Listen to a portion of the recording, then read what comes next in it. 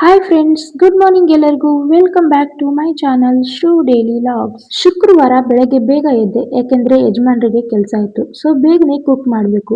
First work rangoli ಹಾಕಬೇಕು ಅಂತ start ಮಾಡಿದೆ. ನಂತರ ನಾನು ಸ್ವಲ್ಪ ನೆನೆಸಿರೋ ಬಾದಾಮ್ ತಿಂದೆ. ರೈಸ್ ಸಾಂಬಾರ್ ಜೊತೆ ಹಪ್ಪಳ ಕೂಡ ರೆಡಿ ಮಾಡಿದೆ. ಲಂಚ್ ಬಾಕ್ಸ್ ತಗೊಂಡು ಯಜಮಾನರು ಕೆಲ್ಸಕ್ಕೆ ಹೋದ್ರು. ನೆಕ್ಸ್ಟ್ ನಾನು ಬೆಟ್ಟದ ನೆಲ್ಲಿಕಾಯಿ ಜ್ಯೂಸ್ ಮಾಡ್ಕೊಂಡೆ. ಇದು ನಮ್ಮ ಹೆಲ್ತ್ಗೆ ಮತ್ತು ವೇಟ್ ಲಾಸ್ಗೆ ತುಂಬಾನೇ ಒಳ್ಳೇದು ಅಂತ.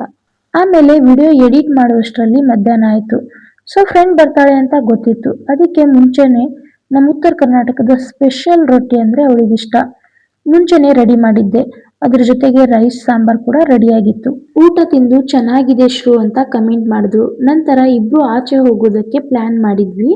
ಬಟ್ ಹೋಗೋದಕ್ಕಿಂತ ಮುಂಚೆ ಅವಳೇ ನನಗೆ ಬಿಸಿ ಬಿಸಿ ಸ್ಟ್ರಾಂಗ್ ಕಾಫಿ ಮಾಡಿ ಕೊಟ್ರು.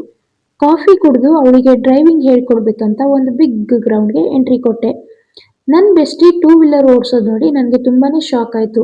ಯಾಕೆಂದರೆ ಒಂದು ಟೂ ವೀಲರ್ ಓಡಿಸೋಕ್ಕೆ 10 ಡೇಸ್ ಮಿನಿಮಮ್ ಟೈಮ್ ತಗೊಂಡಿದ್ದೆ ನಾನು. ಆದರೆ ಅವಳು ಹಾಗಲ್ಲ. ಒಂದು ಸಾರಿ ಹೇಳಿ ಪಕ್ಕದಲ್ಲಿ ನಿಂತ್ಕೊಂಡು ಗೈಡ್ ಮಾಡಿದೆ. ತುಂಬ ಚೆನ್ನಾಗಿ ಅರ್ಥ ಮಾಡಿಕೊಂಡು ಓಡಿಸೋಕ್ಕೆ ಸ್ಟಾರ್ಟ್ ಮಾಡಿದ್ರು. ಡ್ರೈವಿಂಗ್ ನಂತರ ಅವಳು ಬಾಯ್ ಹೇಳಿಬಿಟ್ಟು ಮನೆಗೆ ಹೋದ್ರು. ಬೇಜಾರಾಯಿತು ಕಳಿಸ್ಕೊಡೋಕ್ಕೆ, ಮತ್ತೆ ಯಾವಾಗಾದರೂ ಬರ್ತೀನಿ ಅಂತ ಹೇಳಿದ್ರು. ನನ್ನ ಫ್ರೆಂಡ್ ಬಗ್ಗೆ ನಾನು ಹೇಳಬೇಕಂದ್ರೆ ಇವಳು ನನಗೆ ಅನ್ಎಕ್ಸ್ಪೆಕ್ಟೆಡ್ ಆಗಿ ಸಿಕ್ಕ ಫ್ರೆಂಡ್. ಮೊದಲು ನೋಡಿದಾಗ ನಾವಿಬ್ರು ಅಷ್ಟೇನು ಮಾತಾಡಿರಲಿಲ್ಲ. ಆದರೆ ದಿನಗಳು ಹೋದಂತೆ ಒಂದು ಸಣ್ಣ ಮಾತು ಅದು ಒಂದು ದೊಡ್ಡ ಸ್ನೇಹ ಆಗಿಬಿಟ್ಟಿತ್ತು.